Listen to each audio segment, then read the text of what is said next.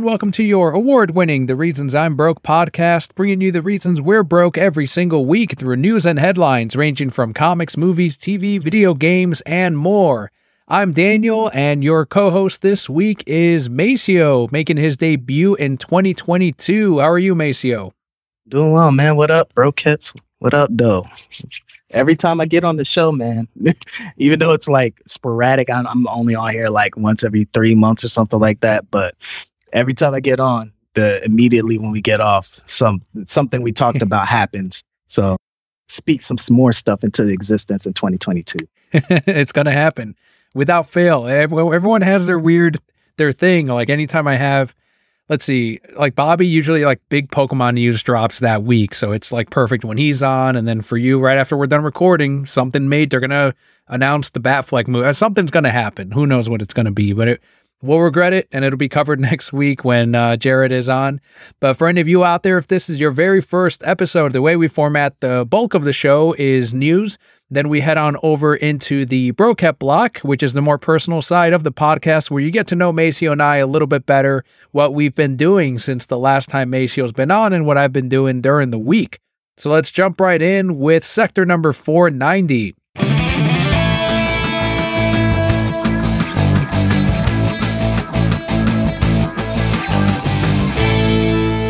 Soon we will be able to see all kinds of official Winnie the Pooh merchandise. I'm going to put it all over the podcast, all over TeePublic.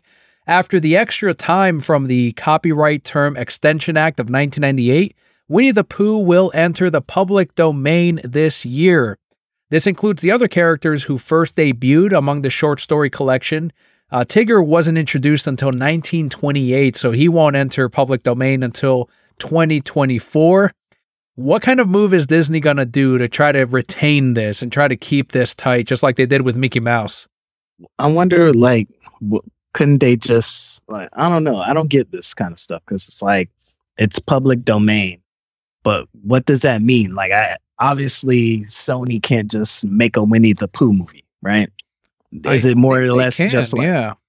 I don't know. Because I feel like it's more or less for like the smaller type person, or maybe if you mention it in the movie, because like the Happy Birthday song, they put that in public domain. So now, like in a movie, I can mention, I can sing the Happy Birthday song, or like even restaurants, they can just sing the Happy Birthday song instead of, coming up with their own variation of it.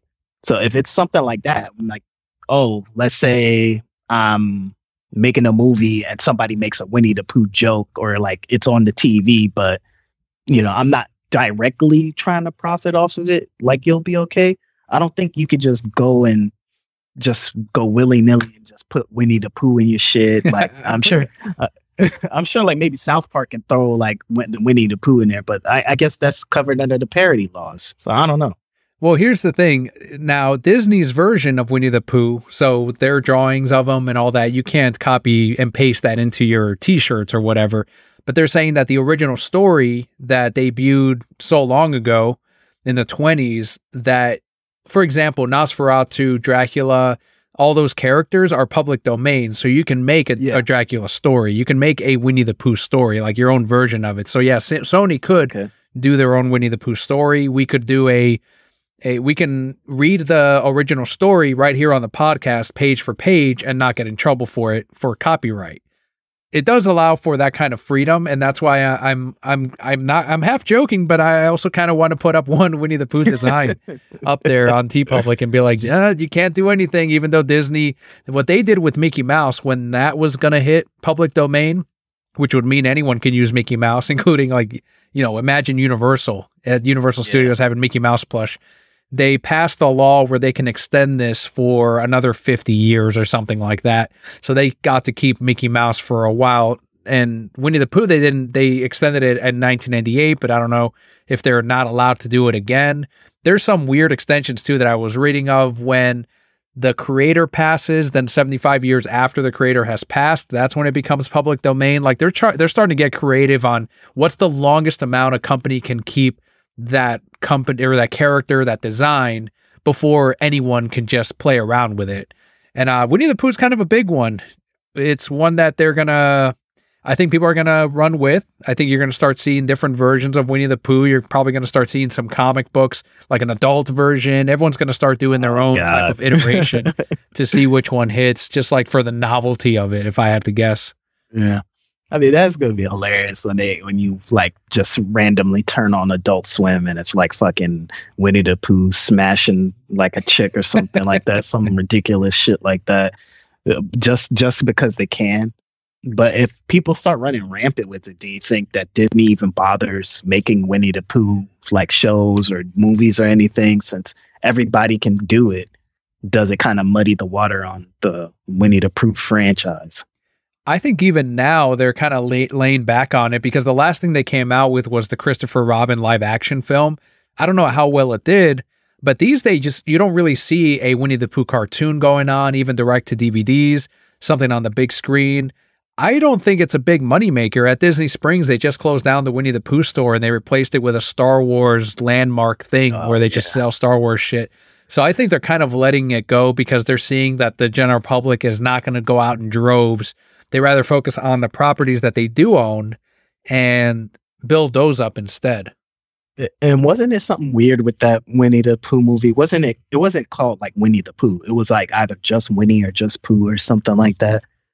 It was something weird. Like it wasn't just straight up like, oh, this is Winnie the Pooh, if I remember correctly. Are you talking about Christopher Robin? Oh yeah. Yeah. So it wasn't even called Winnie the Pooh. It was called Robin or Christopher Robin. Yeah. Oh yeah. So that even right there, that tells you, because like how many people really know Winnie the Pooh from that? Most people know from the cartoon. So it's kind of even they're trying to avoid it even back then, like, because they knew it's coming up. Like, they're not going to have complete control over the character anymore.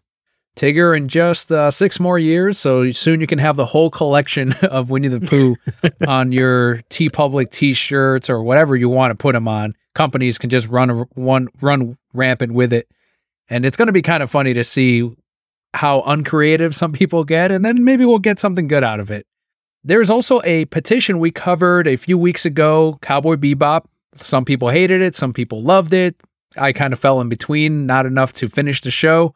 But there's a petition on change.org, reached 100,000 signatures to bring back Cowboy Bebop's live action show for a second season.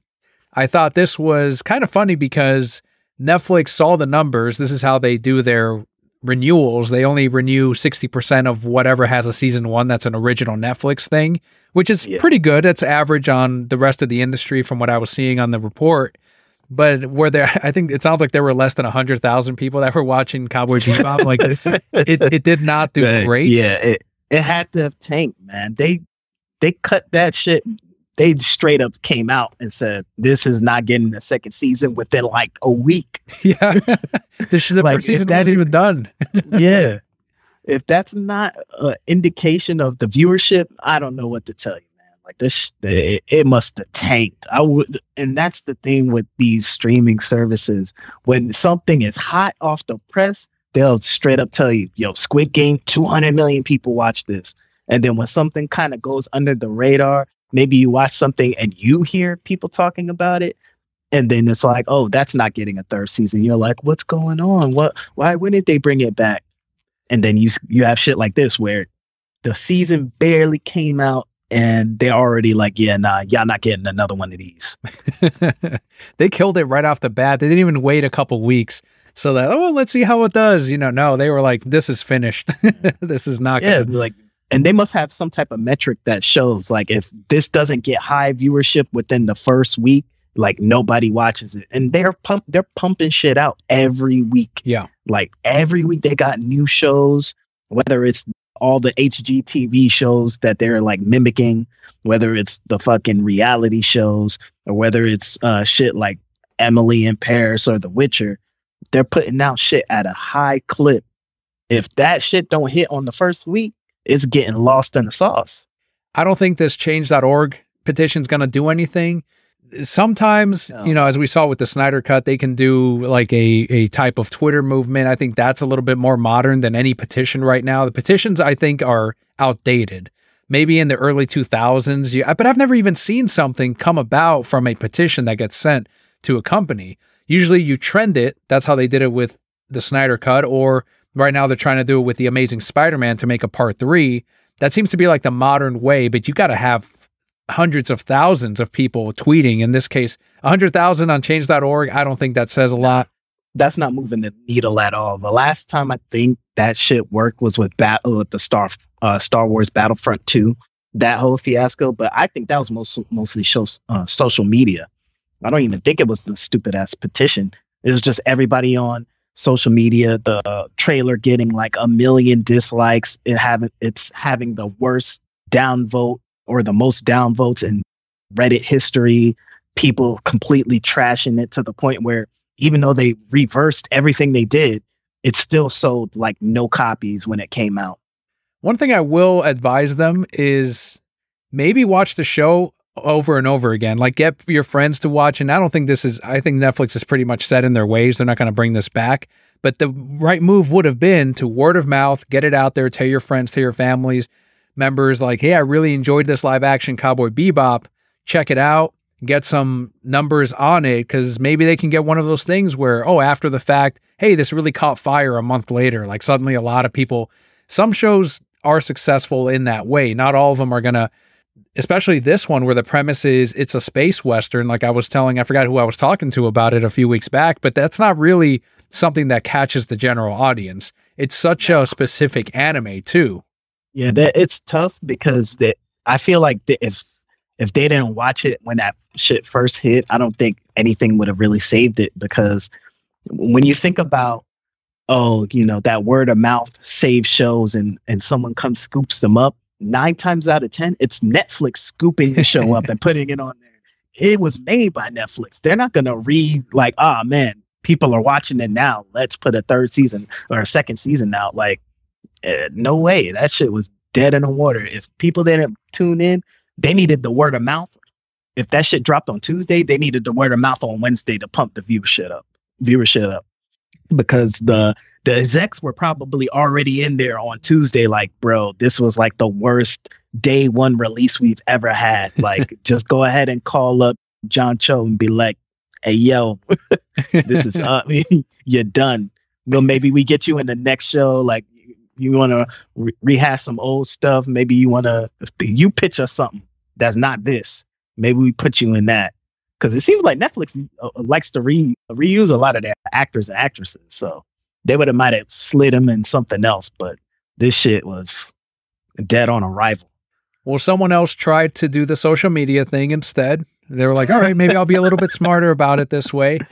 And that was Vin Diesel. A couple of weeks back, he went on Instagram, publicly told everyone, made this whole thing about Paul Walker, and we made this thing, and it's a saga, and Dwayne's kids and my kids, and we really want The Rock to come back, and we've hatched things out, and this is a public plea to him. Well, Dwayne Johnson responded, and he says that he will not come back for the finale of Fast and Furious 10. He said, quote, I was very surprised by Vin's recent post. Vin's recent public post was an example of his manipulation. I didn't like that he brought up his children in the post, as well as Paul Walker's death. Leave them out of it. We had spoken months ago about this and come to a clear understanding. My goal all along was to end my amazing journey with this incredible Fast and Furious franchise with gratitude and grace. It's unfortunate that this public dialogue has muddied the waters, end quote. He was saying, this is not the way to go about it. We talked about this, and this is not going to change my mind. I want to bring this up because it wasn't in that. He met with Vin Diesel face to face and told him, I'm not going to do the movie. Straight up, face to face convo, at least according to what The Rock said. He went over there, he chopped it up with him and just told him cordially, nice, hey man, I'm not coming back to do the movie. And he's going to go on IG, post a picture of himself, make himself look just as big, if not bigger than The Rock in the photo. Call him little bro. Oh, then my little brother, The Rock. Y'all not brothers, and you only a couple years older than him. Relax. Just to be like, fam, please look, fans, look, he's not doing the movie. He doesn't want to do the movie. It wasn't us. It wasn't that we didn't pay him enough. He just doesn't want to do it. But please, for the family, for the Fast family, come back. Yeah, it was 100% manipulation, man. And the hilarious part is that this isn't the first time they did this shit. Tyrese did this years ago when they were doing the Hobbs and Shaw movie, because it postponed the filming of whatever Fast and Furious movie was coming out at the time. And he went on IG and did a video or he did a same thing with a long ass caption, basically saying, look, man, we're not telling you not to do the Hobbs and Shaw movie. We're just telling you to wait until after Fast is done. When you finish the Fast shit, then you go make your own movie over there. You just do it some other time. And I felt like that at that time, they were scared that the Hobbs and Shaw shit was going to do more numbers than Fast was. So they felt like if that takes off, the studio's just going to be like, well, we don't need to be paying all these 5 motherfuckers to keep coming back. We don't need to keep getting these people to come back. And the price keep going up and up and up. We could just pay The Rock and Jason Statham. That's only 2 people. And we just just bring new actors in every time for the rest of the cast. And that's why I think they were scared at first. But then I guess Hobbs and Shaw didn't really do as hot as they thought it was. He came back, did however many more Fast. And he was like, I'm done. And then they come back with the manipulation. Hey, look, everybody. The Rock is delaying Fast. Now it's, hey, look, everybody, he don't want to do the movie anymore. But guess what? The fans don't give a fuck. Either he's going to be in the movie or he's not. They're going to go watch it either way. Nobody's going to be like, damn, bruh, let's blow up The Rock's Twitter to make sure he does the fucking movie. This shit was hella corny. How much more money do you think this movie would really make if The Rock were in it or not? I mean, this is the last movie. I think all Fast and Furious fans are going to go see it. I don't know, because like, right now, how the movies is right now with the whole COVID and everything, I don't know what will bring people to the movies. I don't know if The Rock, I know, 3 years ago, 4 years ago, you put The Rock on something and it's an instant like 400 mil at the box office or some shit like that. Or at least like 80 million opening if you got The Rock on it, just period. Nowadays, I don't know that The Rock is getting people into the movie theaters like that. Like, is he this huge figure as he was 5 years ago, like back in 2015, 2016? I don't think so, but I could be wrong. Well, his next movie is Black Adam, which he'll be doing for the Hamadaverse and DC. The only reason I can think of why Vin keeps pushing this, I don't think it's because he likes The Rock. I don't think they like each other still after that blowout and after how it ended in Fast 8, I think it was. It's either the studio not giving them the money or the budget they're looking for, and they're like, look, if you get The Rock, then we'll give you the budget that you're looking for. I think that could be one thing. It could be the screenwriters saying, are we going to have him in here or not? Because we got to write this story and we got to get shooting soon. So maybe that's him trying to like, all right, if we're going to get him, we got to get him now. Or I don't know. That's the only thing I'm thinking, because again, Vin is not best friends with the guy. So it sounds like it's either a studio or a writer mandate. Yeah, it's some type of desperation, whether it's the budget. Maybe they already wrote him in the story originally, and then he was like, hey, I'm not doing it anymore. And they're like, fuck, man, we got to rewrite this, or we got to get somebody that can replace him. And we're not finding any replacements. So now we're forced to rewrite it, and it's going to fuck the story up. Or it's just plain like, hey, this will maybe it's a thing with Vin Diesel where he believes that more people will watch the movie if The Rock is in it. And by more people watching the movie and the box office being bigger, he gets more money on the back end. So it might be a mixture of all these things, but it's just weird because not everybody does this. Tyrese was the first one. Around that time, back in those days, like 5 years ago, 6 years ago, whenever the Hobbs and Shaw movie was coming out, Tyrese was just on social media all the time complaining about whether it was The Rock, whether it was the Fast and Furious, whether it was his baby moms, in whatever situation he was having with his baby mom and his child. He was just wilding out online. So people were like, oh, that's just Tyrese, being Tyrese. But now with Vin, it's not like Ludacris is coming out and be like, yo, The Rock, we need you for the movie. It's only ever like the people that do weird shit like this, Vin Diesel and Tyrese. You're not going to see any of the other actors or actresses. You're not going to see any of them say, hey, we need Rock, man, we need you. It's only Vin because he needs him for something. It's a necessity. It's because he doesn't like the fucking Rock either. I don't know why. And what I really wished in that statement, Rock would have just been real and been like, yeah, my kids like fuck with each other or whatever, and all that's cool. And yeah, rest in peace, Paul Walker, but you don't fuck with me and I don't fuck with you. But he went the like, political cordial route, still trying to be a nice guy. Yeah. That's who he is. And did you see Fast 9? No, I didn't. I last one I think I saw was 7. Oh, wow. Yeah, you're really behind in the lore. A lot of stuff has happened here. Was it 7? The one where when the cars crashed? When they crashed into each other and they just got out the car and they're like, oh, man, you got a roll cage too? Damn. I think that might have been 7 or 6. That's the one where they introduced Jason Statham, right?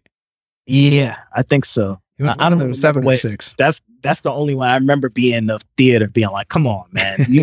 Even if it don't matter what type of reinforcing you did the car, you're not just getting out the car, standing up like, damn, you had that shit too.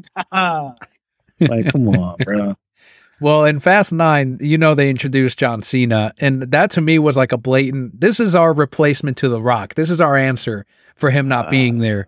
But you watch the movie, and he's nowhere near as a good actor as The Rock. I'm not saying The Rock is, but he's a decent actor. He's fine, especially being someone that came from the world of wrestling, where you do have plenty of acting in it. It went really naturally for him, but for John Cena, it did not.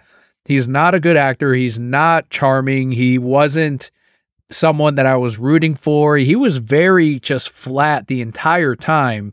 As like, what's his character like? His character is a secret agent. He's a spy that works for this grand organization, but he is Vin Diesel's brother in the story, his blood brother. So that's where family comes in. That's how, because all the bad guys become good guys by the end of the movie, and that's his thing. Like, they mended this misunderstanding they had when they were teenagers involving their dad, so now they're family again. And that's how they were able to, okay, he's going to be in Fast 10. He's going to be a member of the crew. He's in Fast 10. You're going to see him at the barbecue. But I don't think it worked. And that's why he's probably also trying. And I don't know if John Cena even wants to be in Fast 10. That could be another reason why they were trying to get The Rock. John Cena, he's decent in goofy roles, like goofy, like slapstick comedy type shit. But yeah, just hearing you say John Cena as a secret agent, like that I just chuckled because it's like, come on, man. I just can't even see him being serious. Or stealthy. Yeah, that too. This news came on Twitter, and it was pretty sad, but it came with a lot of speculation. This is a movie I'm excited for. Sony has yet again delayed the Morbius film. This time it's gotten pushed back to April 1st. When that first hit Twitter, people were like, it's got to be an April Fool's joke, an early April Fool's joke. Nope, it's confirmed by Sony. So the rising cases of COVID infections were cited as the reasons. Some are speculating that the success of Spider-Man No Way at Cinema, it has some factor into this. Some people want Andrew Garfield to be added into the Morbius universe. Some are saying Sony saw the returns from the last Spider-Man movie, and they're like, all right, well, let's inject some of that into Morbius. That way, if you saw that Spider-Man movie, come and see Morbius, because you're going to see some of that in here. Deadline, however, is reporting that Sony is worried about cannibalizing on its own profits from Spider-Man, since they're both going to be in theaters at the same time. So whether people are still going to be seeing Spider-Man, not seeing Morbius, or somehow people seeing Morbius instead of Spider-Man. So that's what they're saying is the reason as far as Deadline. Other films in 2021, or 2022 this year, they're expected to still get delayed due to COVID again. Some businesses are closing back down, or they're going to have limited operations. I'm seeing it among our circle of friends where people's work and jobs are being affected by the disease. So there's some, movie studios are very shy or very quick to just pull out of a release date during these times, especially very disappointed. The last time we were on was when the trailer dropped, and we were both very, very excited. I was definitely interested for sure. You know, anything Jared Leto, I'll check out. Honestly, I'm more or less. It could be a mixture of these things. One thing, it's not. They're not fucking adding Andrew Garfield to the fucking movie, man. Come on, man. Like, let's be real. So in the next 3 months, they're gonna fucking have him film some bullshit just to slide him in the movie. He's not gonna be a major part of the movie. You know how much they would have to rewrite and recut just to add him into the movie. If they did, it would be at the back end. It wouldn't be a major part. It would probably be like one of those after credit scenes that people seem to enjoy all the time. I fucking hate after credit scenes, but they're not adding him into the fucking movie, man. It's COVID. It's Spider-Man still doing numbers at the box office. It has nothing to do with fucking Andrew Garfield. Did you see Jared's meme on Discord over the MCU post-credit scenes? Where every post-credit scene is just someone coming through the door and being like, "Hi, I'm Blorgo," and the audience going, "Oh my God," pretending they know who the fuck that is. And then later on, like looking it up on their phone. Yeah, it's really like that, man. It's just somebody pops up and you're like, "Oh man, they're gonna be in the next movie. Oh shit!" Like, whoop-de-fucking-do, man. Or somebody that died actually is alive for real. They come out the grave or whatever. Like, lame, terrible writing. Just put that in the movie. That's what Zach does. Every time they ask Zach, like they asked him about the Snyder Cut, they're like, "Oh, is it going to have any post credits?" And he's like, "No, I just put it all in the movie." So anything that you think would be a post credits, like the Deathstroke scene at the end with Lex Luthor, that's in the movie. That's all in there. So he's like, no, Nolan's the same way. They just throw it all in there.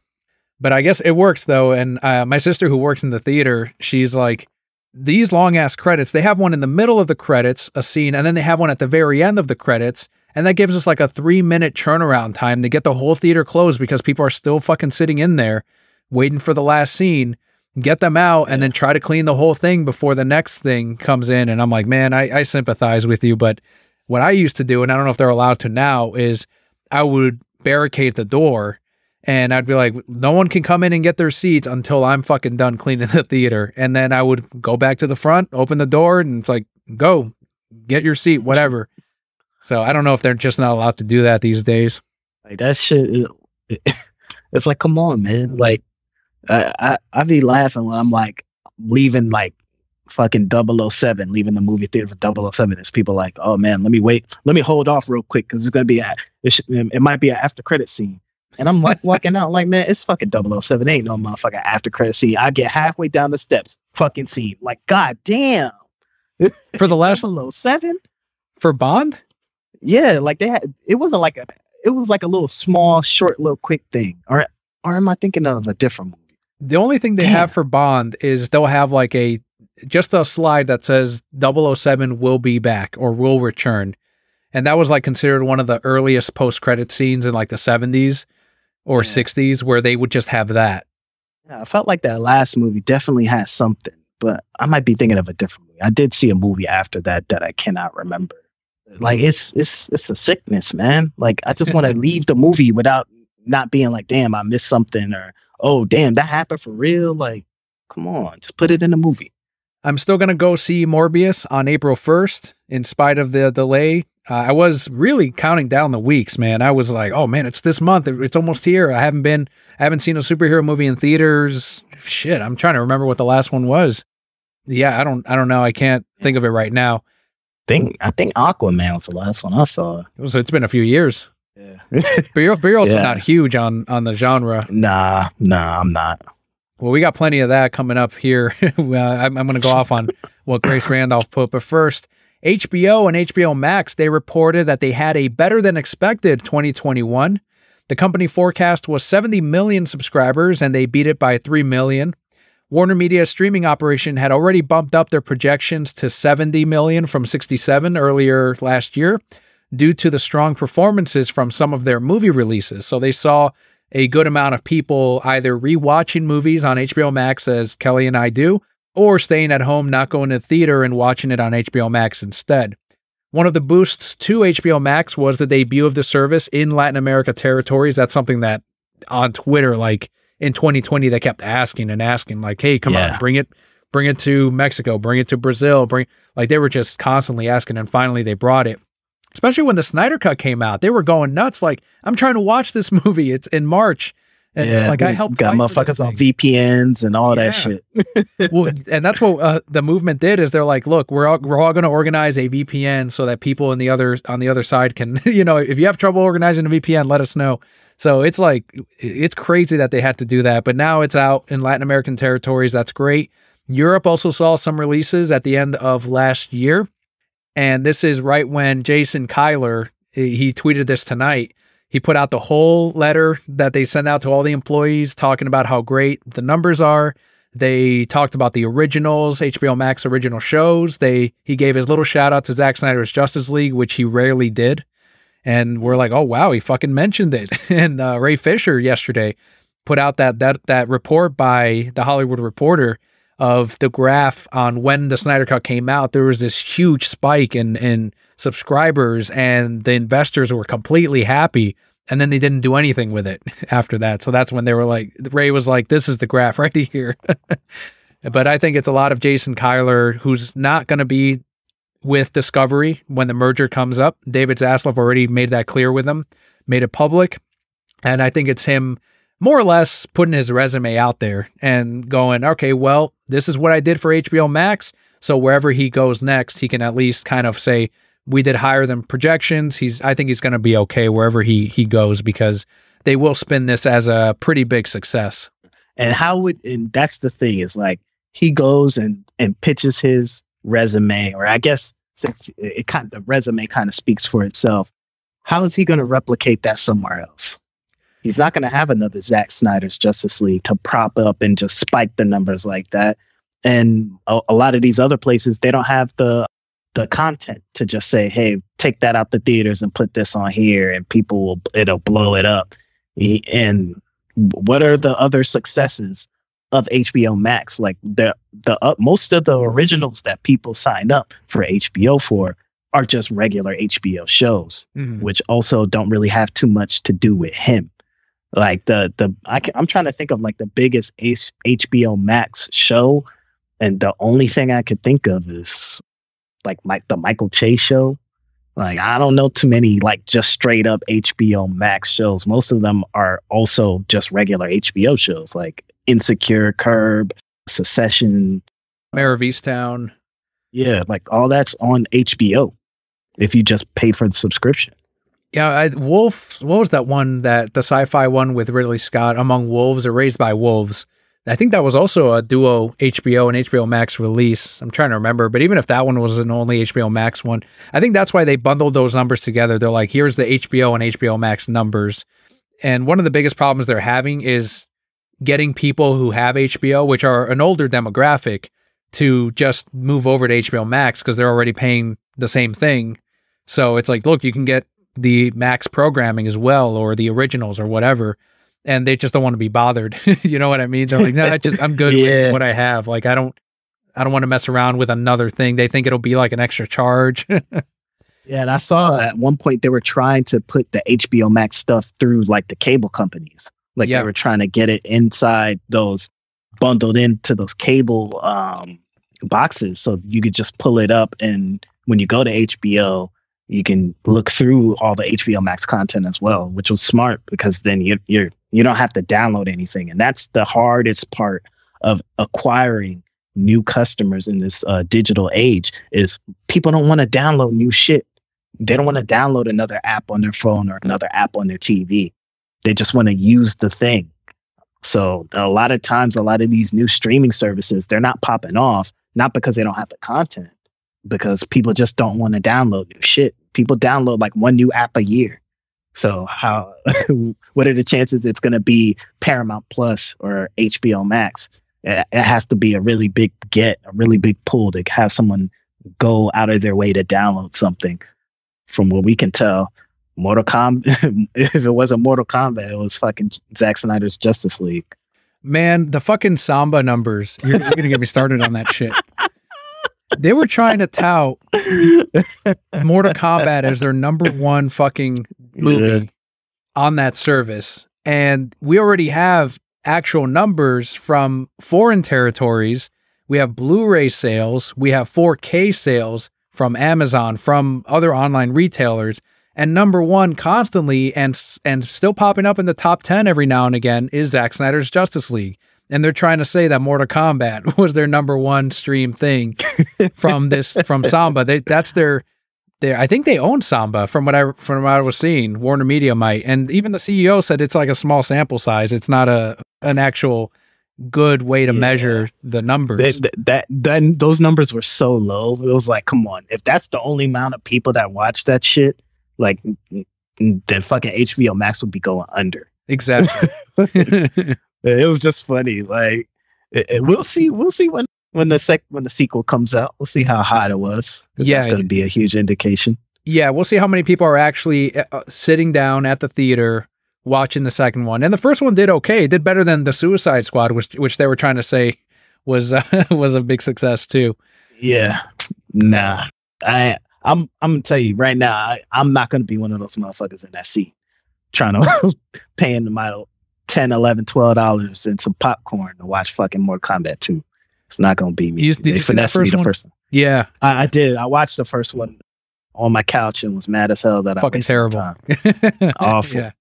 The first one, the original 90s one is on Netflix or HBO. It's on one of those. I'm like, fucking watch those instead, or with the first one at least. That one's, I still say it's a legitimately good movie. Like, I will stick by it. I like it. So it's entertaining. I'll give you that. Yeah. Here's where Twitter is still, it got to the point, this news story made it to where Warner Brothers started paying its bloggers once again. We saw this last time before the Snyder Cut came out when Ann Sarnoff was saying, we have no plans to ever release the Snyder Cut. And all these bloggers came out with the exact same message of, hey, move on. It's not happening. They're never releasing it. They're doing the exact same thing this week because this. So according to Grace Randolph and other reliable scoopers, the Flash film is set to rebuild the DC universe from the ground up. Flash is set to come out in November of this year. So the dominant rumor says that the events of those movies directed by Zack, are going to be erased or decanonized. So removing them from the DCEU. Those include Man of Steel, Batman vs. Superman, Zack Snyder's Justice League. And at the end of the Flash film, I don't care if this is spoilers for you because no one's going to see the fucking Flash. So I'm not even spoiling it for anyone out there. So at the end of the Flash film, Batfleck will die per an accident after a heated argument between Batfleck and Keaton's Batman. So Keaton's Batman will then handpick Batgirl to be the new Batman as kind of a way of him making amends to Ben Affleck's Batman. And Supergirl would take Superman's place. They'll only show Henry Cavill through previous footage on TV is how they're going to be doing that. And a new Justice League is going to be formed, made up of Batgirl, Supergirl, Michael Keaton's Batman being like the whatever, Nick Fury of the team, the Flash. They're going to keep Aquaman and Wonder Woman on the team as well. And then some people are speculating that Shazam is also going to be a member of this new Justice League. So after this came out, the whole fandom, hashtag boycott WB, hashtag suck at Warner Brothers, and hashtag restore the Snyderverse all like peaked on Twitter again, to the point where Twitter had to make like that headline summary on their trending. You know how they do those? Yeah. They did that for boycott Warner Brothers, which of course news outlets started picking it up. And that's when they were like, fans are rejecting this Flash leaked plot that they're planning on doing in November. Ezra Miller was messaged on Twitter, or on Instagram, a bunch of people were messaging him like, hey, is this true? Is this really happening? And he had like the most PR response of like, look, Zack did something amazing with those movies and no one can never erase that. You know what I mean? Like, it's just like, this is bullshit. And after... Dude, come on, man. This is a troll, right? This is not like a real rumor. This is like one of those shits like the, I don't know if you ever seen on Twitter, the Barry McCockiner dude that always like tweets like fake trades on NBA drafts and shit like that. Like, it's fake, right? There's no way this is fucking real. This is not really happening. Even if you don't like Zack Snyder's Justice League, this fucking sounds awful. It sounds I don't care terrible. how I don't care how you write this. I don't care how it's shot. I don't care how it's acted. That sounds fucking dumb as hell. They're trying to, I guess, really make sure that, look, this is the new direction we're going in. These are the new actors we're going to be using. We're not going to be messing around with Ben Affleck or Henry Cavill anymore. And we got these new up and coming younger actors that we can instead make different stories with, probably do long time, cheaper contracts with. And it's woke as shit. So I guess, maybe that'll get us some points or something. Listen, man, look, is the Flash movie actually coming out? This shit has been in the works for 8 years? Yeah, so we got a teaser trailer last year, and supposedly the new trailer should be out this summer, and then the movie coming out in November. Although now with all this backlash, I don't know if they're going to hit the panic button, maybe change something, maybe not kill Ben Affleck. I don't know what's going to happen. All of this is a bad idea. All of it. If you don't want the Zack Snyder's vision to be a part of the one, there's no more DC. No, just straight up. It's just dead it. The DCEU was Zack Snyder's vision, right? So if you're not going based on his vision and you have to restart the entire thing, why even bother?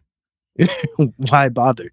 Just make the separate movies and then just do the stupid ass Marvel shit, make the separate movies and have them team up later. Why do it all in the Flash? Is the Flash, the character, the Flash, so trash that people don't want to see the movie without having some type of other Batmans? They're treating this shit like Spider-Man, where they had Iron Man showing up. I thought people would just like Spider-Man. We don't need Iron Man to be in a fucking movie to watch it. We don't need fucking Batman to be in the Flash. If Flash is dope, he should just be able to sell the movie on its own. But I guess not. So they got to throw a multiverse bullshit. This shit sounds trash. It sounds trash. It sounds like some shit that should have been on the CW. Yeah. But they already did it already. Mm-hmm. They literally did a multiverse on the CW. Why the fuck are we doing this? I will give that, the Flash is the character that if you're going to do something like this, it's with that character, because in the comics, he's known to, in Flashpoint, for example, create the New 52 universe. At least that's what we thought up until years later. It was revealed that Dr. Manhattan had changed and created this new world. But the Flash does have that reputation of rebooting or visiting multiverses and all of that. He has that ability. So that's the reason why they decided to go with that character. But it's just, to me, isn't in the comics when he does shit like this, the stories are fucking dark. Usually, yeah, or something bad comes out of it. Yeah. The Black Racer will come out. This shit sounds goofy. This doesn't sound like something like some type of incredible story you're going to get out of it. It just sounds like some goofy shit. Like fucking Batman trips and falls and breaks his neck, and they're like, well, Batgirl's Batman now. That doesn't even make sense. Batgirl can't be Batman. It's just Batgirl. Just say she's in charge or something. I don't know. And why would a different Batman from another universe be telling somebody else in this universe that they're gonna why would they? Man, come on. So supposedly from the leak, I don't know which side they're on, but Keaton's Batman and Batfleck's Batman, and I'm assuming Keaton's on the side of, the Flash needs to remake this universe to save the multiverse, and Ben Affleck is going to say, no, we don't need to do that. And that's when something will happen between the two, a little fight. 70-year-old Keaton Batman will somehow cause the death. Boxing. He's got that old man strength. I don't know. That's when that'll all, after he dies, Flash will remake the universe, and that's Warner Brothers saying, these are your characters now. Literally, Zack's universe is gone. So forget about that. Stop asking for it. Stop trying to give us your money. We don't want your money. I don't understand their rationale aside from it's all ego driven. It's all just, we don't want to be proven wrong again. And so we're just going to completely get rid of that. Now, I understand why this pissed off fans. It pissed me off, but I kept reminding people, look, Ray Fisher said it early last year. We decide what's canon. If nobody goes and sees The Flash, they're not going to do shit with it. And if people keep asking for restore the Snyderverse, Zack just said last week, someone asked him finally, look, should we give up? Is there still hope? And he said, there's always hope. And the merger's about to come up in 6 months. So now the other theory is that all the people that are in there, Ann Sarnoff, Toby Emmerich, Walter Hamada, it's a scorched earth theory where they're just trying to burn everything before they get fired to make sure that Zach never gets his vision because they have such a resentment against the guy. So that this is the way of doing it. After it all trended, all of a sudden, all of these bloggers, including Grace, started saying the same thing. They were all mouthpieces for Warner Brothers. It's like, the same message. That's weird. Of move on. Henry and Ben aren't coming back. Just give this a chance. And we're like, fuck you. You guys told us the same thing right before the Snyder Cut was announced. Like, we're not going to fucking stop. And the crazy shit about it with the whole Flash movie is like, this shit's been in hiatus for years. But then you look at the other movies, like fucking Aquaman came out, 2018? Yeah. 2017? We still haven't seen an Aquaman 2. Shazam 2. What's going on with that? It's so much weird shit going on. And this is the thought process they have with the multiverse. This is how they're going to do it. I don't know, man. Like, it just doesn't make sense to me. This sounds terrible. I can't imagine. Like, this sounds like something forced from the top down. Because I can't see someone sitting there writing this up and being like, this is fire. Right. Like, people are going to love this shit. People are going to go crazy when they see this in the theater. This sounds like some shit that Hamada was like, yo, you got to knock off everything about the fucking Zack Snyder's Justice League. Make sure you keep the shit that made us $1 billion, though. You got to keep it. Hey, Aquaman made us $1 billion. Funny shit about like Aquaman, maybe not so much Wonder Woman, but the funny shit about Aquaman is that shit is out of sight, out of mind. We haven't seen or heard anything about it. Jason Momoa's pretty much been kind of out of the spotlight besides being in that one little Apple series, which how many people really got Apple TV Plus? Really nobody. So he's been out of sight, out of mind. Like, nobody's thinking about Aquaman like that anymore. The last Wonder Woman was a dud. The only hit that DC's had is the Joker, Zack Snyder's Justice League. Like, from basically from 2018 till now, it's been Zack Snyder's Justice League and the Joker holding DC up. The old regime greenlit the Joker movie, and then they got fired, and Walter Hamada came on, and he's like, we're going to co-finance this with a Chinese company. If they want to pay for some of this production, they can keep half the budget or half the box office, because that shit's not going to make money. Then it made $1 billion. And we called it. We said this shit is going to do numbers. We said that shit from jump. Like, man, these dudes is goofy. This shit is going to have a low budget, and it's going to blow. And that's exactly what happened. And we're just two dudes chilling at the crib doing a podcast. And these motherfuckers getting paid millions. And they can't even accurately think to themselves. Like, and that's nothing. Whatever that budget was for the Joker was nothing. Easily could have came out of pocket. And they would have at least made the money back. And they still were like, oh, you want to get some money from over there? Sure. Well, we gave y'all enough. This shit isn't going to sell anyway. And wrong. Discovery needs to come in, see all of this shit, and be like, you're all fucking gone. And I still do think they see that coming. That's why they're probably trying to scorch everything. And The Flash is not going to do well. It's someone put it clear as day on Twitter where they were saying countries in Asia, they know, for example, everyone's comparing it to the latest Spider-Man movie. They know Andrew Garfield. They know Tobey Maguire. They're going to come out and see the new Spider-Man movie. The Flash, no one has interest in like Michael Keaton's Batman. Like, how many people are going to come out in those other countries where you're going to make where you potentially make millions of dollars to see Michael Keaton's Batman? They're not going to come out for Supergirl. They're not going to come out for The Flash or the new Batgirl. Ben Affleck's Batman, I mean, they didn't even show him in the teaser, and people like me are not going to go see it because we know what this movie is. And now it's got all this bad karma around it, all this bad press over this fucking movie.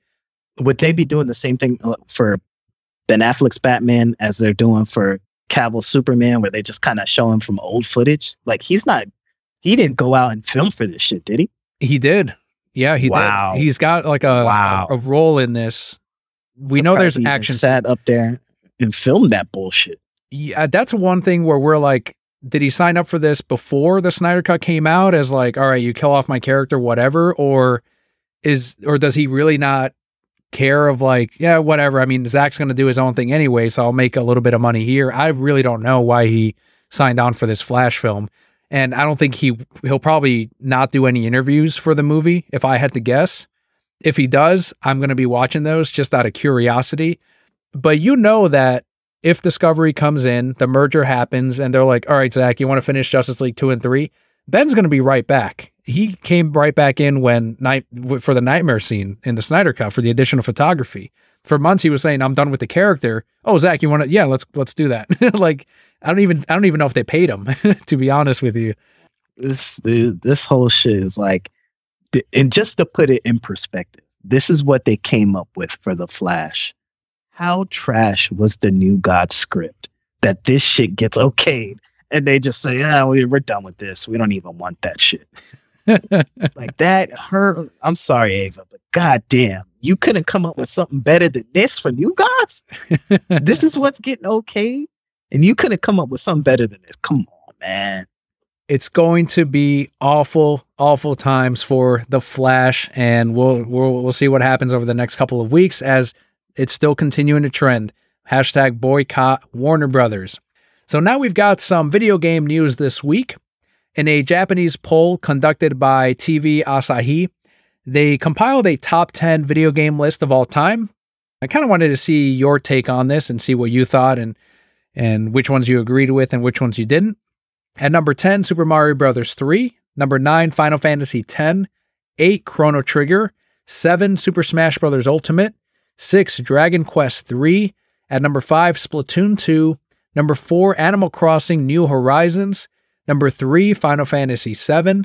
At number 2, Dragon Quest. And at number 1, Legend of Zelda Breath of the Wild. No surprise that there's no American games on there like Halo. This is all Japanese stuff, no GTA. What do you think of this list? Does this pretty much reflect on our years of GameStop and kind of looking at the industry? In America, hell no. Unless you buy, unless you only buy Nintendo consoles. I mean, for the most part, I could see this list. It's some great games on here. Some games where like Dragon Quest, the Dragon Quest series, I have zero affinity for it at all. And Final Fantasy, my favorite Final Fantasy is Final Fantasy VIII, but Final Fantasy VII being number 2, like, or number 3, like that's not too crazy. A Splatoon 2 being that high up was kind of surprising, but I think that's like their favorite shooting game over there. So I guess it makes sense. The shit that really surprised me is there's no fighting games besides Smash Bros on here. Like no Street Fighter, no Tekken, no, like I'm surprised none of the Street Fighters got into this top 10. That's the most surprising thing to me out of this. But other than that, I mean, it's amazing games. Like Smash Bros. Ultimate, amazing game. I love Chrono Trigger. I mean, Super Mario Brothers 3, like you can't beat that. Another thing that's surprising, actually, they don't have any affinity for the 3D Super Marios. No 64, no Sunshine, Galaxy 1 or 2, Zelda Breath of the Wild, beating out any other Zelda. No Ocarina of Time in the top 10. Yeah. So, I mean, I would rather Breath of the Wild over Ocarina of Time, especially nowadays. Like, with those conflicted ass controls, like let me get Breath of the Wild. I'll take that over Ocarina of Time. But if you're going by like at the time period or putting on the nostalgia glasses, obviously you're taking Ocarina of Time over Breath of the Wild. And here's one where I want to know if you for sure have any more information on this, because you probably follow this a little bit closer than I do. But a series of Xbox achievements have surfaced online for GoldenEye 007. So although nothing has been confirmed, many speculate that an Xbox port is on its way. Some also think that the long-canceled Xbox Live Arcade port is to blame for these achievements. So somehow someone got a hold of that, a developer, someone at Rare is, I think, what they tracked it back to, and that they maybe were playing that, and that's what got the achievements on there listed. So what do you think on this? Are we finally going to get that GoldenEye 007 remake or port on an Xbox system? In normal circumstances, I would say yes, because if the achievement list leaks, it's pretty much a done deal, because only devs can put achievement achievements up like that. So normally in normal circumstances, I would say this shit is coming, especially because there is that Xbox Live Arcade port that just never came out. There was a 360 port of GoldenEye that just never came out. It was pretty much fully working. It even leaked online and ended up getting taken down by which company, I have no idea, because the problem with GoldenEye and 007 games in general, I have no clue who has the fucking rights to this shit. I thought Activision had it at one point. I know Rare doesn't. They might have the rights to GoldenEye, but I think Nintendo has some piece of it too. Like that whole thing is kind of weird. Who knows what's going on with it? And I'm sure there's an explainer somewhere that breaks it down bit by bit. But in normal circumstances, I would say this leaking would be like 100% yes. If Microsoft and Rare, or Microsoft because they own Rare, has some type of percentage of ownership of this original GoldenEye 007 game, then I would suspect they would work with Nintendo, and because they've been really buddy, they would just be like, hey, we will do a in good faith port to the Switch, but we also want this on the Xbox. And I'm sure Nintendo would probably be like, yeah, that's fine, as long as we get it, because Nintendo would be like, the shit is going to sell like hotcakes on our shit. We don't give a fuck what you got going on over there. It's going to sell like crazy. There's 100 million Switches. We're definitely selling this shit. There's not 100 million Xbox Ones or Series X's. So they would be thinking on their side, this is going to sell and we're going to make money off of it. And we can't if Nintendo has to give Microsoft a blessing and it's the other way around as well, they would definitely be like, well, we can't make money off of it because they own the majority share of GoldenEye 007. So if we can get some kind of money off this coming out, yeah, just do a good faith port, and we scratch your back, you scratch our back, and it's good to go. So I would be down for a modern controlling 007, but something tells me that we're not getting it, and this is just somebody fucking up somewhere. Well, that's too bad, because as you said, it would be pretty big, get online multiplayer in there. I was never a big GoldenEye fan, or at least not one that I played a lot. I rented it a few times at Blockbuster. World Is Not Enough was my game on the N64, because that one had this team deathmatch thing in there where my brother and I could team up against the bots. And so we did that for fucking hours. Like that was our and it had more weapons, had different levels, better graphics, of course. And it was on the same system too, I think. Yeah, I'm pretty sure it was on N64 also. It was like a blue cartridge. Yeah. Mm-hmm. I was more of a Perfect Dark guy on 64. But even then, once the Xbox came out and Halo came out, I was just like, man, this blows that shit out of the water. I can actually just aim for real. Like, and I don't have this weird ass control scheme. Like, that was it. Once the PS2 Xbox came out with shooters, like all those old shooters was like, man, how the fuck we were playing this shit? Like, oh, Doom, you couldn't even fucking aim up and down. It's just left and right. Like, man, fuck out of here. I'm cool. I probably won't. If it has modern controls, I'm playing it. If it's still on the N64 type controls, man, that shit's dead. Like the enemies don't even move in GoldenEye. When you play like the campaign, they kind of just stand there because they know you can't fucking aim. You can't move and aim in the fucking game. So they had to make it so that, hey, these guys kind of stand still for like 2 seconds before they move to the next area or take cover or whatever. Or they'll sidestep a little bit. I remember that. They kind of just lean. They lean or they sidestep. Like, did you ever play Time Splitters on the PS2?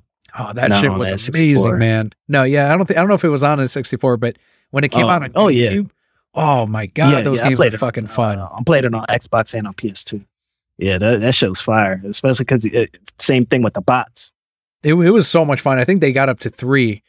And there was like rumors of a Time Splitters 4 coming out, and I guess it was in development for a little bit, and then it got canceled. But that was another one that my brother and I constantly playing it. It had all kinds of cool gadgets. That was a fun game, and the guy kind of looked like Vin Diesel, actually, the main guy that you play as. Speaking of, bald, light-skinned looking dude. Yep. This next news story you put on the notes, so I'll let you take it. Ubisoft has this Ubisoft Plus game subscription, and it used to only be on PC, but they announced today that it's coming to the Xbox, but it's not coming to Game Pass. But then in that same announcement, they also announced that their new Rainbow Six Extraction game is coming to Game Pass day one. And that game releases January 20th. So if you have Game Pass, you don't even have to buy the game on day one. You're free to download it with the Game Pass subscription. So it's very this news story was very interesting. There's been rumors for at least a year, ever since Microsoft got the EA Play into the Game Pass Ultimate subscription, that they were going to actually get Ubisoft to put the Ubisoft subscription into Game Pass. But at first, it actually has to get to the console. It was never on the console. It's not on PlayStation or Switch either, which is super odd because in this announcement, they specifically said it's coming to Xbox. And for whatever reason, it's not coming to the PlayStation. So we don't know if that's another thing where Sony is blocking them, because they blocked the original EA Play subscription because they said the only subscriptions we sell on our console is PlayStation Now, PlayStation Plus. That's it. If you want a subscription, you can go to the little poverty console, slide your ass to Xbox, you can get subscription the fuck up. And then they ended up switching their stance on that, and EA Play is on there now. So I was thinking, maybe this is a sight to come, because Ubisoft Plus right now is $14.99. You can play all the Ubisoft games day one. So your Far Cry's, your Assassin's Creed. And honestly, I don't know if that's a dope price, because realistically, if you just wait until Black Friday every year, you can get all the Ubisoft games that came out that year for like $40. Yep. So it's like, how much of a deal are you really getting here? They only come out with about 3 games: Far Cry, Assassin's Creed, and some form of Tom Clancy, whatever the fuck. Like they just drag Tom Clancy's name on everything. They'll make a fucking Godzilla game and then be like Tom Clancy's Godzilla. So that's the only thing they fucking make. And yet you're paying $15 a month, and they only come out with 3 games a year, and you can get all their games on the low every year during Black Friday. Man, I remember when Black Flag came out, I think that was close to the holidays already. It was like an October release or something. And then a few months later, it was on like super sale, and it's like, holy shit. And it was every single time. Like you mentioned, every Assassin's Creed, every year, you can get it during the holidays for even cheaper. $15. I don't know. I don't see a lot of people being on Ubisoft Plus. You could tell me better than anyone on that one. But for me, all I hear about is Microsoft's excellent Game Pass and how well that does. And people are trying to get something like Sony was just talking about, making some kind of service like Game Pass. But they're the ones that are doing it right. They're the ones that are providing value to the consumer.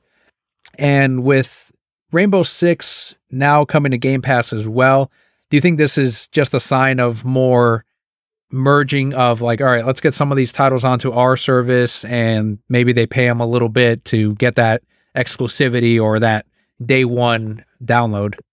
Yeah, I don't know if they ever even released the numbers on how many people are subscribed to this. I can't imagine it's more than like 2 or 3 million people. It's not, honestly, it's not a good deal. They don't come out with a lot of games. Their biggest game is Rainbow Six Siege, and that's free to play. So you don't need a fucking subscription to play it. It's only on PC, so you can't partake in it if you're playing on a console. And that's probably, I would assume, the console is their biggest market, because their PC ports are usually dog shit. Gotcha. So, so I can't really imagine a lot of people have it, but I'm sure if it's coming to Xbox first and Sony didn't block it, then Microsoft must have some type of deal with Ubisoft to get it on their console first.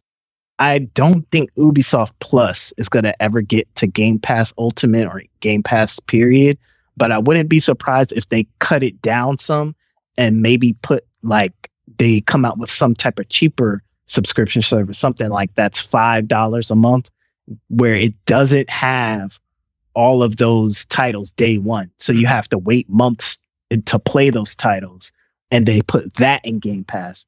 And Microsoft does some type of deal with Ubisoft then, because then they can just say, look, Game Pass has another extra, because Ubisoft Plus is probably in like another 80 games. Yep. So Game Pass Ultimate had an extra 80 games from Ubisoft, and every 8 months after a new release, you get to play that. So you could play the new Assassin's Creed 5 months or 6 months down the line, the new Far Cry 6 months down the line, whatever it is. And then maybe they have some special perks that come with those free-to-play games. So if they come out with another Tom Clancy free-to-play game, hey, this is going to have extra fucking, you get like extra lives, different skins, whatever, some free cash in the game if you have Game Pass. So I feel like there's going to be something that comes with Game Pass when it comes to this Ubisoft Plus, even if they do like a free trial, because they have those in the Xbox Game Pass. They have these things called perks where they'll give you, like right now, I'm on a 3-month trial for YouTube Premium through Game Pass. They've done 6-month trials with fucking Spotify. They did a 2-month or 3-month trial with Disney Plus. So they have all these different free perks that you get with Game Pass that you could possibly use. So I wouldn't be surprised if they do something like that as well. Lots of good ideas coming from Macio right here. If you're Microsoft, I don't know what the fuck I'm doing, man. I'm just giving motherfuckers ideas for free. The shit's gonna come out, and then I'm not gonna get any type of bread. Like shit, and I could easily be doing one of these 6-figure jobs at Microsoft. Come on, man, come fuck with me. I know what I'm talking about. Sony, I'll work for whoever got the bread. Last bit of gaming news this week. During a recent investor meeting, Sega revealed that they originally planned on releasing Sonic Frontier last year to coincide with its 30th anniversary. And they said, quote, originally it was planned to be released on this year, the 30th anniversary of Sonic, but we have postponed the release for a year in order to further brush up the quality, end quote. The reason this made news is because to a lot of Sonic fans and gamers in general, Sega would normally be known to just, like, let's just release the thing. Like they did what was that broken game? Sonic Boom. And that's the one that really tarnished that reputation, where a lot of gamers were like, they just kind of released a broken game. And for Sonic Frontier, they ended up doing something that's unexpected of them, of we're just going to delay it instead. And yes, it would have been great to do it with the 30th anniversary, slap the 30th anniversary logo on it, just like they do on all the merch and the comics. But instead, they're like, we're just going to hold off and make it into a better game. Is that a sign of things to come for future releases on Sonic the Hedgehog, you think? If they continue doing this open world concept, definitely. And that's the thing with open world. Once you make some shit open world, the bugs just come. So it's smart that they delayed it, because that shit would have been a meme. Like anything where the map is busted wide open and you can go anywhere or do anything, even if it's not completely open world, where it's like you have missions but you have a hub world, any of those things bring bugs. So if they're coming out with more Sonic Generation, Sonic Color type shit, where it's like those kind of games, those aren't really too much prone for bugs. And if they're putting their A-team on it, because I don't think the A-team was on that Sonic Boom game. I think they had like their B team, some, people that they're like, oh, you just scraggle up something for Sonic, and we'll give you like 10 mil, and you got 2 years, figure it out. And they'll buy it. Whatever they'll buy it. And then when they saw the backlash, like, fuck, actually they're not buying it. The word of mouth isn't getting more people to buy it. We're just getting our normal core fans. That core fans, 9 times out of 10 don't sell shit. It's what you get the casual fans to get. So it's like Treasure Hunting Sonic was telling me too, is that most Sonic the Hedgehog fans, from what he was saying, are like in the US and in Europe. Like in Japan, he's not really a big deal. Wow. and I don't even know why I'm that surprised. Like it kind of makes sense. Like, they're buying the shit out of other Sega's titles, like the Yakuza series. Yeah. They love that game. But yeah, Sonic, I wouldn't be surprised if it's not that big. It's kind of like surprising because it's a Japanese character, but I'm sure when it comes to maybe like merch and stuff, it probably does better. But when it comes to just the games, like the games are the games. It's either fire or not. They probably don't even waste their time. They see that they're not putting the love into it. It's funny you bring up the merch too, because he was like, yeah, in Japan, it's not like they don't do as much merch over there as they do here. And that's why here they're constantly coming out with the Sonic pajamas, the different toys, all of that shit. And he's like, in Japan, you don't really see that level of merch over there. So that's always kind of fascinated me, especially because, yeah, back then he was a huge deal during the Sega Genesis days. And now it seems like maybe they should placate some more to the West. And they kind of have, you see the Sonic movie, you see the character himself too. And he's a little bit more edgier, I guess, compared to some of the other Japanese mascots. I want to say the Genesis probably sold more over here than it did over there for sure. So probably it kind of tracks with that. Like we're the bigger consumers of Sonic because we sold the console sold more over here. Well, with a slogan like Sega does what Nintendo don't, how can you lose? that shit was amazing. Blast processing, baby. Yeah. Didn't they used to have Sonic running alongside like the Mario footage and they had it be real slow and then Sonic blazing. Like, you gonna play that slow ass shit? Yeah. I'll play both. Go fast, I'm gonna go slow. Are you gonna play Sonic Frontier or are you just gonna kind of let it be? I mean, Sega's been doing a lot with Game Pass, so if it slides to Game Pass, I'll check it out. But I don't see myself paying. Games are $70 now, so I don't see myself paying $70 to play open world Sonic. But you never know. If it gets some good reviews, Treasure Hunter Sonic gives it the stamp of approval, not the Sonic fan stamp of approval, like an actual like this is a good game stamp of approval. I'll probably check it out. Games are $70 again. What is this? The 90s? Remember when N64 games were $70? Yeah, man. Like that's when everybody just traded games. Like, yo, I'll let you borrow this, you let me borrow that. Like $70 games, man. Like shit is crazy. That's why Game Pass is king. Like I'm only buying shit that I know is going to be good. Wait for the reviews, make sure it's not a piece of shit like Cyberpunk. Then I'll cop it. But like getting people to pay $70 nowadays, just sight unseen. I mean, people are doing it, and then they get shit like Battlefield 2042 or Cyberpunk, shit that's just not even, it don't work. It don't work as intended. So if you want to get finesse, you could drop $70 pre-orders. People still fucking pre-ordering in 2022. Still fucking pre-ordering and getting finesse every single fucking time. Like the game is going to be in the store whether you put your $5 down or not. But hey, that's their money. What can I do? And that does wrap it up for the bulk of news this week. Let's head into the final segment of today's episode, and it is the Broket Block, what Macio and I have been doing this week, playing and reading. So Macio, since the last time you were on, is there anything you've been watching, anything that's been on your mind, something that's been going on during your last couple? So basically, last time I was on, Halo wasn't even out. Oh, that's right. So yeah, it was about to come out. It was about to come out. Actually, I think just like the week maybe after, that's when they dropped the multiplayer early. But the campaign came out. Still haven't finished playing it because I've just been grinding on the multiplayer, just playing tons of multiplayer matches. I think if I'm not at 500 multiplayer matches, I'm close to it by now. And I ended up caving. Sorry, Bobby. I bought the battle pass, man. It was fucking $8, bro. Like they had some cool shit on it. So I bought the battle pass. And I mean, I didn't have to buy the game because I got Game Pass. So, throw them a little $8, whatever. I didn't buy any of the other bullshit. They got like cat ears that you could put on your helmet. You want the cat ears?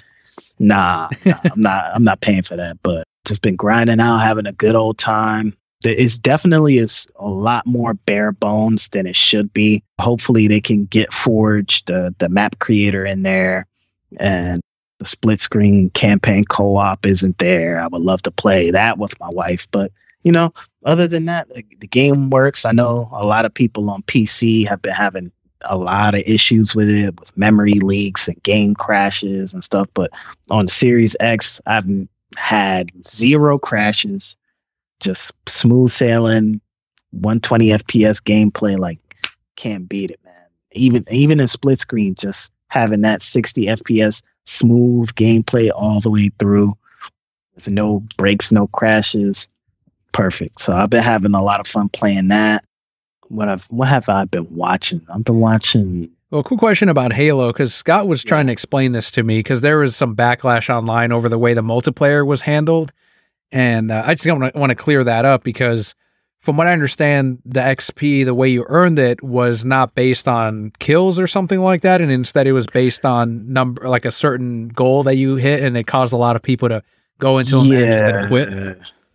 Yeah, it's not that. So basically it's based on, how it works is instead of getting normal experience for just playing the game, getting kills, playing the objective, whatever it is, instead of that, you get challenges that you have to complete.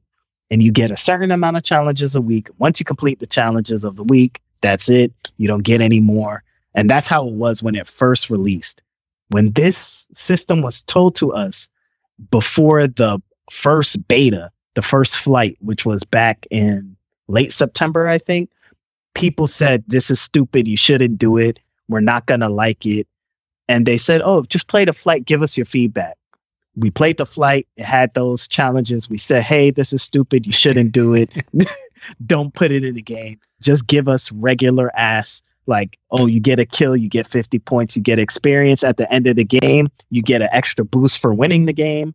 And then that goes into the battle pass. They said, well, basically how I see it, 343 knew that this was a bad idea, but Microsoft or whoever was above them that said, hey, money, like if you do it like this, you'll get money.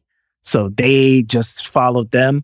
But then once the game came out and people started playing it and they saw that, hey, if my challenge is I need to play 3 CTF matches, but you can't just play CTF. You have to go into matchmaking and hope that the game gives you CTF. Mm-hmm. People are going to fucking quit until they get CTF. Yeah. So it was stuff like that. Like, or if the game is, get a certain amount of kills with a weapon and that weapon doesn't spawn on that map, then you're going to quit. Or maybe the weapon does spawn on the map, but now you're not playing the objective. Maybe you're playing capture the flag, but you're not even going for the flag because you have to get 10 kills with this gun that only spawns on this map. So it was a mess. They ended up doing a stopgap patch right before the holidays because they're like, hey, we're going on the holidays. We just dropped the game. Everybody's basically on fucking vacation. So they just threw in a little patch right before they left. And it basically said like, you get a certain amount of experience just from playing a game. For completing a match. Just for completing a match, which also was still a problem because people are like, well, people don't give a fuck if they win or lose. So they just play the game.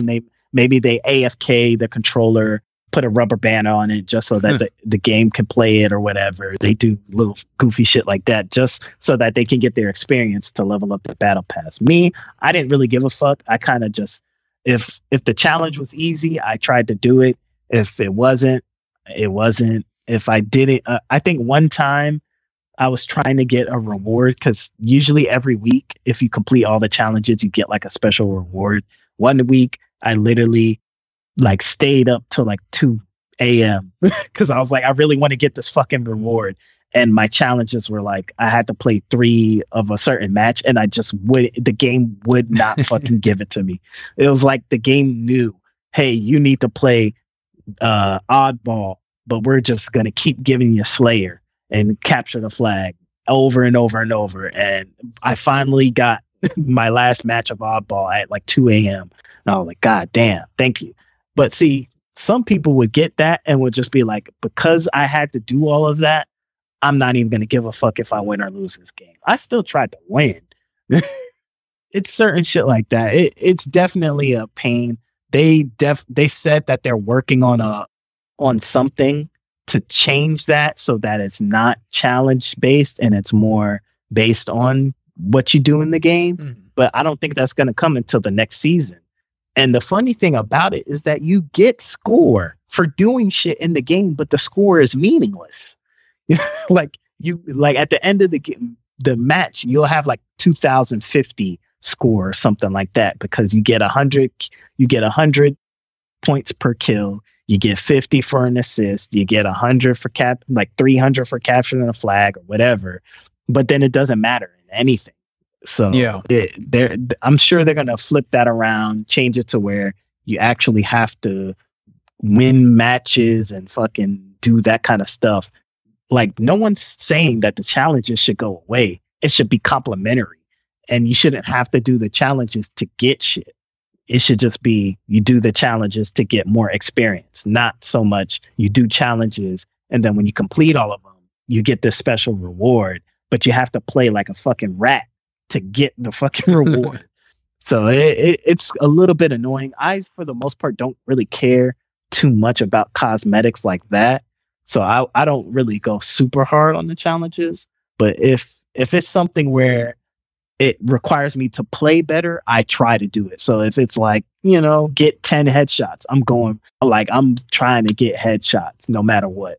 Or if it's win the game, like, win a game, a Slayer, best believe I'm sweating my ass off trying to win a game. That's cool, man. I'm glad it's still a cool game. It sounds like it's still a really fun game. You're having a lot of fun with it. Aside from the experience points that I've been hearing, like, that's the worst ever since like the graphical stuff from last year, I think it was. It looks like a hit. Yeah. Yeah.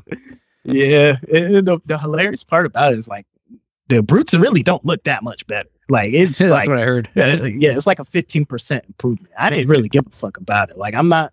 I don't think the hilarious part about it is like if you're that close to a brute, you're either killing them and you're not even looking at their face because it happens so fast. Yeah. Or you're dead. So it's like it was just something to pump it up, to make it like, oh, look, Xbox trash or whatever. I couldn't give a fuck about how that shit looked like, man. Fuck. And they even put like a Craig Easter egg in the game. Nice. So they made a joke about it. Like, it's forever. Craig is forever going to be a thing in Halo from this point on. Good. Which is fine. It's funny. Yeah. Embrace it. I like that they embraced it though. Like, I like when companies, like, something bad happens or people like to joke about it and then they run with the joke.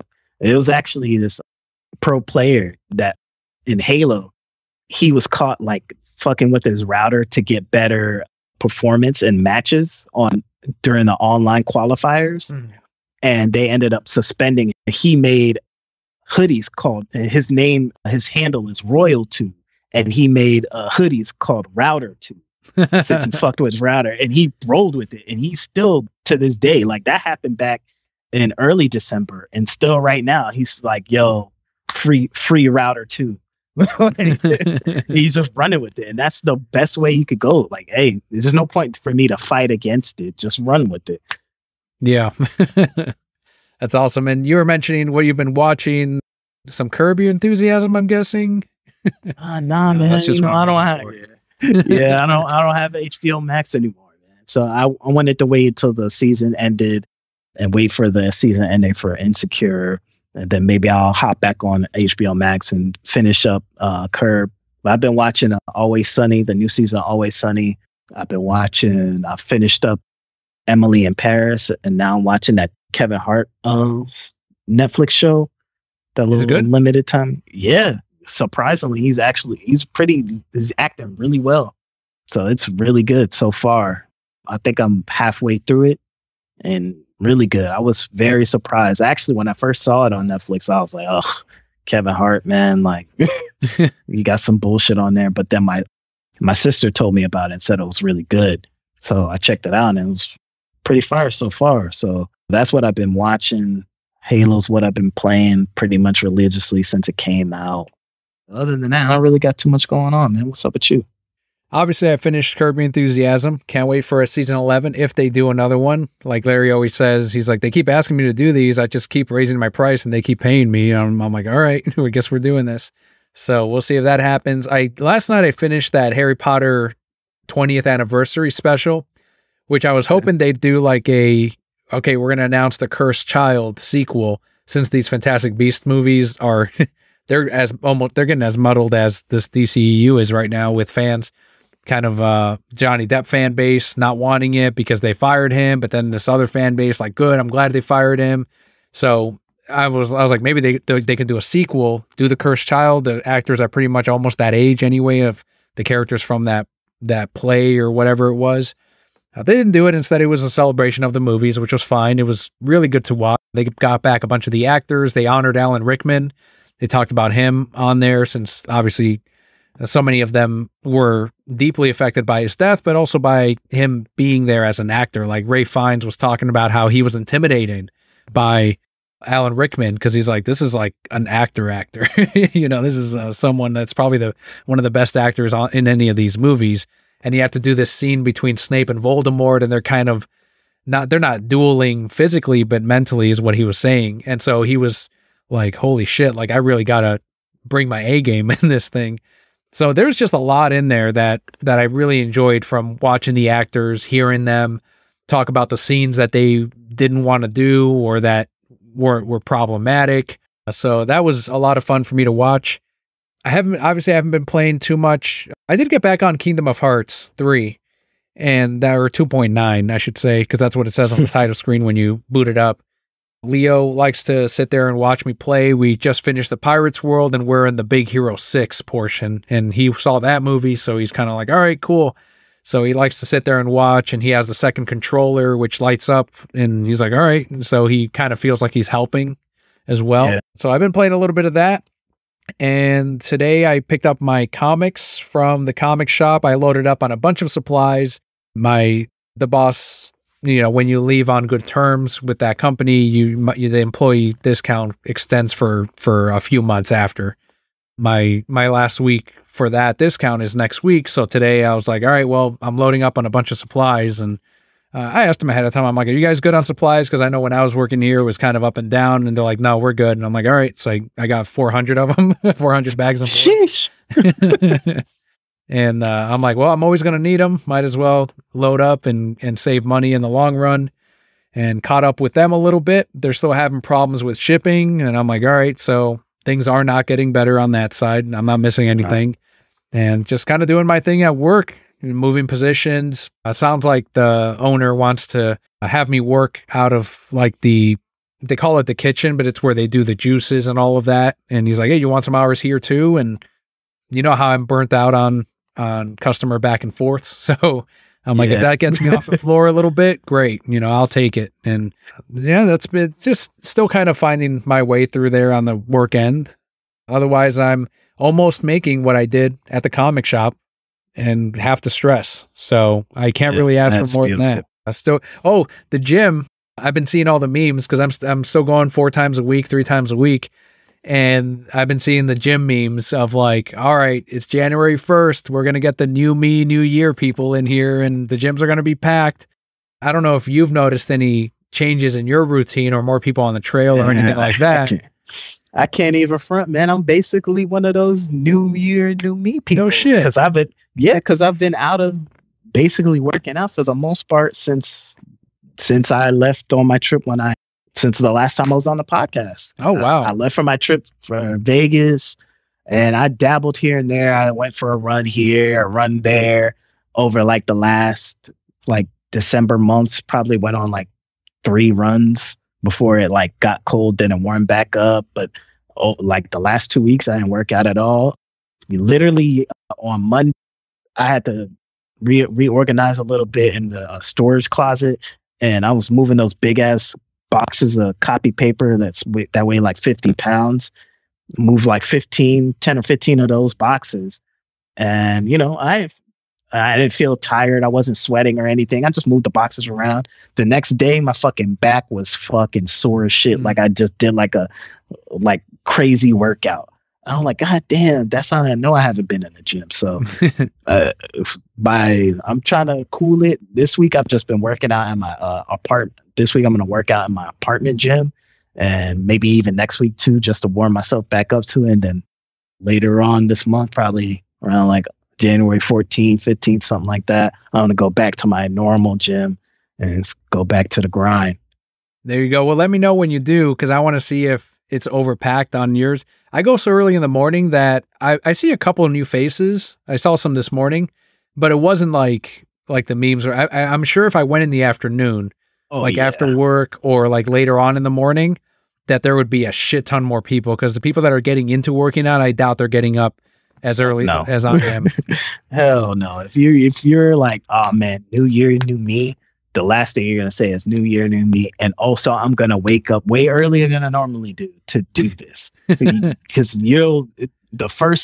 the first chance you get to be like, oh man, I'm just so tired. Like you wake up and you're like, oh, I'm just so tired. You know what? I'll work out in the afternoon. And then when the afternoon comes, man, and I'm going to just go home. And then that's deaded.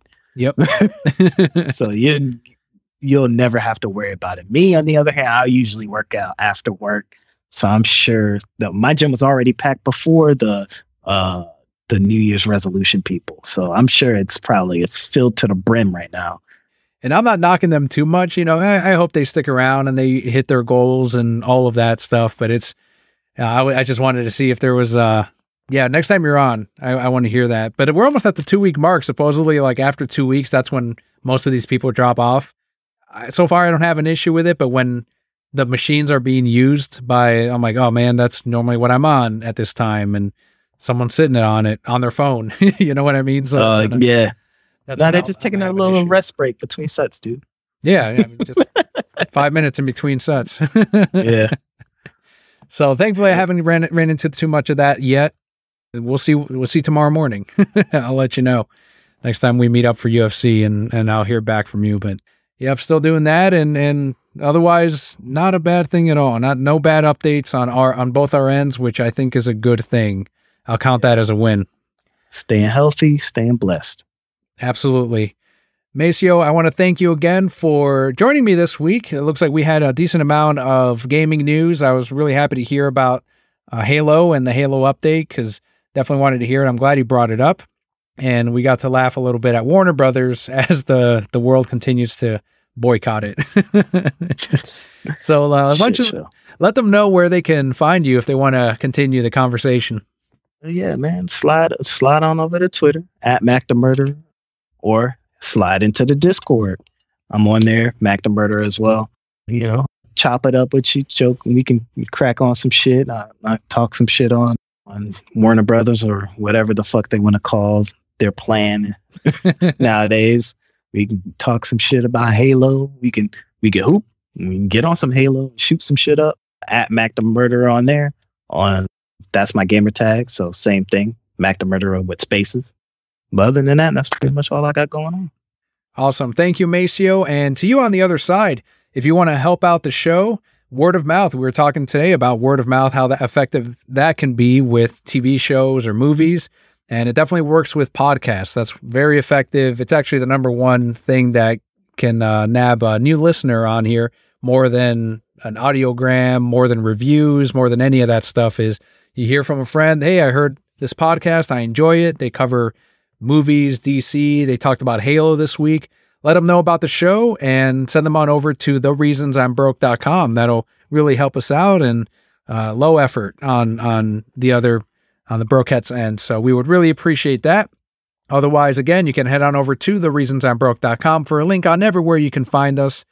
And if it was your first episode, thank you for joining us. And I've been Daniel, joined by Macio, Brokette Core. All will be well.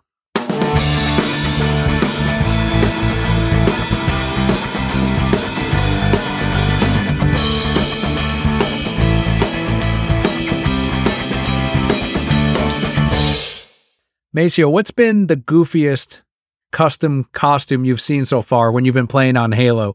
Because I doubt the cat ears are the worst thing in there.